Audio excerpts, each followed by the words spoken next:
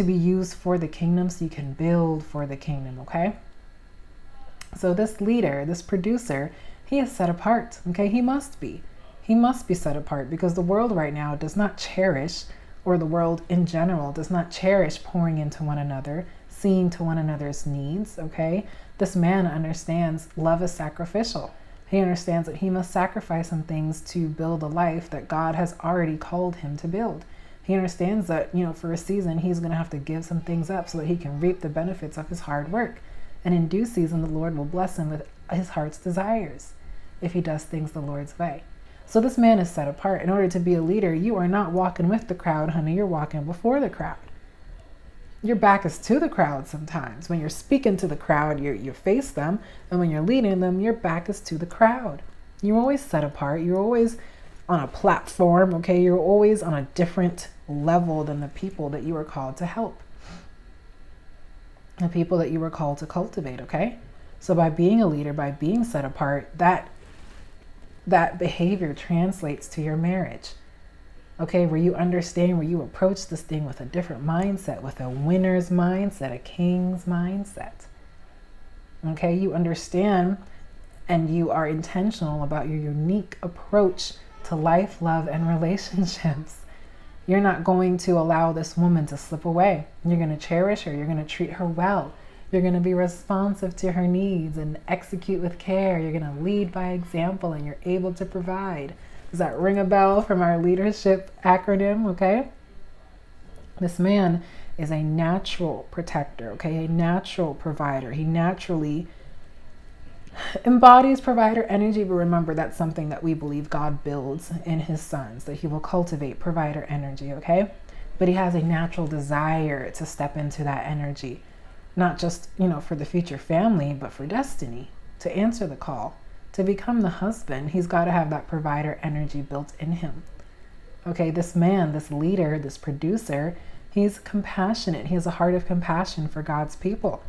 He is empathetic, okay, to the needs of others, to the problems of this world, and how he can be a solution and not part of the problem. And he is a wise man of God. He's dedicated his life to getting wisdom and understanding, okay, to getting knowledge and wisdom, and even more, taking it a step further and getting understanding. He's a wise man, okay? He's very calculated in the way he moves. And he is spirit-led. He's not wise in his own eyes. He's wise because God has increased his wisdom. He's intelligent and he is humble. He's intelligent yet humble enough to ask God for wisdom and understanding because he knows that he is spirit-led. He's not going to understand everything on this path. But in order to be the leader and the producer that the woman needs, he must first be this unique, set-apart individual. Relying on his Father, not relying on his own understanding, and leaning into the things that God calls him to lean into, okay? So a true leader, a true kingdom man, please excuse the background noise, is sacrificial, okay? If you are looking for a kingdom man, if you are looking for a true leader, a leader, a man after God's own heart, you're looking for a kingdom man, honey. The leader, the producer, the teacher, these are kingdom men. They are about their Father's business. They are about the kingdom. They are about purpose. Okay, purpose is a priority for this man. You're looking for a sacrificial man. Okay, we broke down the Ephesians 5 prototype. Sacrifice was all up and through the way the Lord encouraged him, mandated him even, to care for his wife, to love his wife, to cater to her, to learn her, to dedicate himself to her, okay? He has sacrificed some things to be able to walk in God's presence and under his divine leadership. This man understands what it means to sacrifice, to compromise, to die to self. And he will teach you those same things because you all will both flourish from that understanding that love is sacrifice. It is. But it's a beautiful thing to sacrifice for the person you love, for the God you love, the God you serve. Okay? This man has complete command of his flesh. This leader, this producer, he's got flesh under control. He's not perfect, but he understands that he has to die to the carnal man. The carnal man must die in order for his spirit man to thrive. In order for him to be a leader, the flesh must submit. The flesh must submit, okay? He is not ruled by his flesh. He has mastered self-discipline. Even if he stumbles, he gets back up. Okay, no man is perfect, not even the Ephesians 5 kingdom man. But he knows that God gives him grace. He gives himself grace and gets back up. Doesn't stay there and wallow in his I don't want to say failures, but in his slip-ups, in any realm, okay, in any realm, in the way that he was tempted or thrown off course. He doesn't wallow in that. He knows that God extends grace, his heart's in the right place, and he moves on, moves forward, okay? He understands the value of controlling his flesh and not having his flesh control him. He knows abstinence is necessary to truly walk with God and to be able to receive things with a pure heart, mind, and soul. He knows that he must guard his purity, guard his heart, guard his eyes and his ear gates if he desires to be able to do the same for a woman until they are married. He understands the importance of having sexual discipline, of having self-discipline, but also sexual discipline, so that he can truly, authentically walk in the path God has called him to and receive a wife that is on the same frequency with him, spiritually, mentally, okay, sexually. These women, or this couple, the man and the woman, the Ephesians 5 man and the Proverbs 31 woman, they complement one another in their ability to be to have a pure heart, mind, and soul, to have a heart after God, a heart for God's people, compassion, empathy, and for service.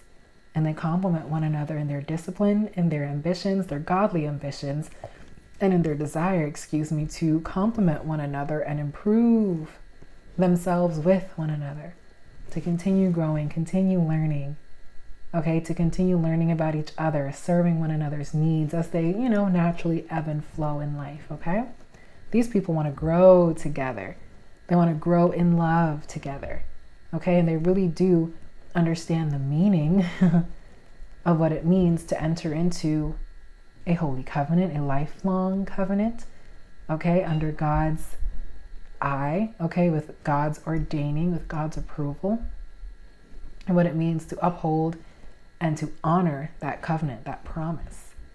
And this is a man who will take the leadership role in this, exemplifying this for his wife, and his wife will naturally understand and fall in line because she would have seen that he leads by example and that he has been led in this area, okay?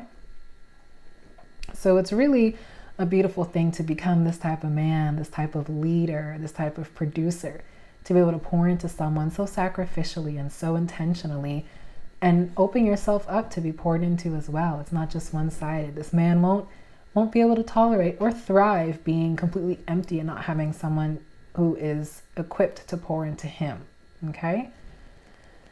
So if you notice, no man was stumbling around, directionless or idle when God introduced them to their wives, okay? They were all about something. They were stable. They were grounded. They had their hearts set after God's kingdom. They had faith. They had obedience and trust, okay? They had a heart submitted to God. They were busy building an empire. This kingdom man is busy building an empire. He is not idle. He does not eat the bread of idleness, just like the Proverbs 31 woman does not eat the bread of idleness. We are always busy, productive, producing something for the kingdom. We understand that idleness really is the devil's playground and that there's always something to do to further the kingdom agenda. And we do so with a cheerful heart, knowing that our decisions that we make now absolutely affect decisions in the future, life in the future. Today's decision dictates tomorrow's reality. Come on, Holy Spirit. Today's decisions, today's yes carries weight, and it absolutely affects tomorrow's reality, okay? So I really want you all to understand this man, the mindset behind this man, and how beautiful it is to be a leader, to be a producer, a teacher, a mentor, okay? To be someone who can pour into a wife, who can receive a wife, prepare to receive a wife and receive her, and then continue pouring into her. This is the type of man I want you all to pray for, to prepare yourselves for, and to get in divine position to receive. This is the type of men, that I want you all to become, to ask the Lord to teach you to become the leader, the spiritual leader, okay, the priest, protector, and provider of your home, so that when you do pray for and prepare for that wife, you can receive her and know how to cherish her. Okay, and this is all part of biblical leadership and submission as well. Okay, understanding these divine roles, stepping into them effortlessly because you allowed the Lord to prepare you for a season to understand what it means to be the leader or the helpmeet, okay? The head or the rib. Such a beautiful thing to understand your divine role, okay? So as a queen, honey, wrapping up, you are a royal extension of your king. You're his crown. You're the favor in his life. You're the jewel in his crown, okay? You are the light of his life, the excitement of his life, okay? You are the joy of his life, which means you absolutely benefit from his divine role as a leader. A king can only be crowned when he has been appointed to that role. And so if he's been appointed, he's passed his training and been appointed to the role of a king, when he receives his crown, it means that he is worthy. Honey, when he receives you, it means he's proven that he's worthy to take care of you as the queen that you are. Come on, Holy Spirit, with the analogies. When you are crowned, it means that you have earned that throne, earned the right to that throne. And you are being exalted into a new position of prominence, of leadership, of stewardship, of reigning and being in authority somewhere over your kingdom. And so by you being a crown to your husband, you signify his next level. You signify the culmination of the preparation season and the manifestation of his next level. So you are absolutely a beautiful prize. I don't love that term, but you are a beautiful result of a very tough season, getting him to the palace, getting him to the crown, okay? And I want you all to realize your royal place in his life. Don't accept anything less than royalty, and prepare to be led by royalty, okay? Prepare to be led into destiny royally by a noble man, as you are a gentle, noble woman. What a beautiful analogy, okay?